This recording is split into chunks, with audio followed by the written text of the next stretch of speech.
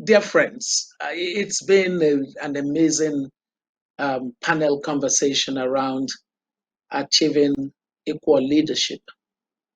I think that it is clear from all we've heard from these leaders of countries, whether in parliament or in executive arm of government or in private sector, that this is the moment. This post-COVID recovery cannot be complete without the matter of equal leadership of men and women being at the top of the global agenda, as well as the public agenda for all countries. That's my number one takeaway. We must keep at this. Nothing should make us stop. My number two is that the role of legislation and policy, right policies that promote the closure of the gaps between men and women in leadership found a lot of resonance amongst our speakers. This is so important. It's important because we can't leave the idea of achieving equality to the whims and caprices who's come into government at different times. The more that we can have legislation, especially legislations that are enforced, implemented to the letter, the better for us in closing the gaps. We heard that from a lot of our women. And some legislations are,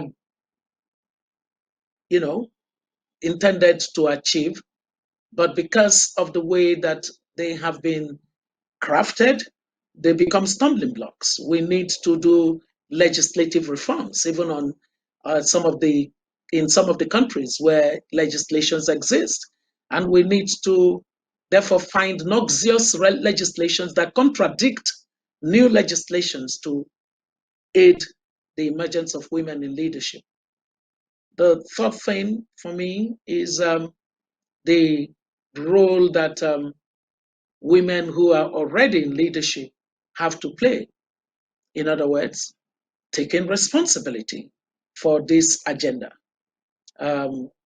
One of the things that we heard clearly is the necessity for women to practice what we campaign for.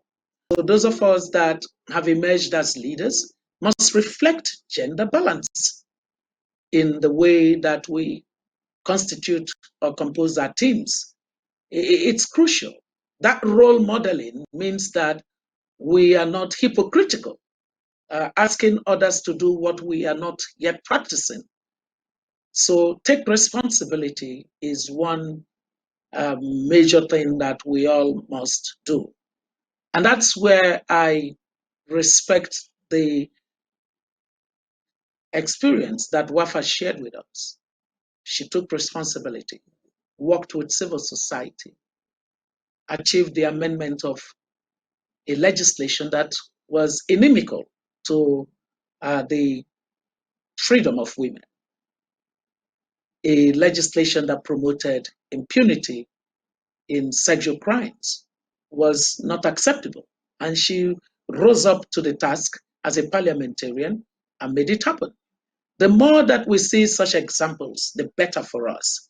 And so for those women who are already in position of leadership, we carry a burden. The heavy lifting must be done by every one of us. Legislation, policy changes, advocacies, making sure that public-private partnerships, collaborations, and cooperations happen across countries, within countries, globally. It's our duty, it's our responsibility. And I am so excited that post-COVID era would see WPL even double up more the great work that it already does in making the leadership by men and women a normal in a post-COVID normal. Thank you very much.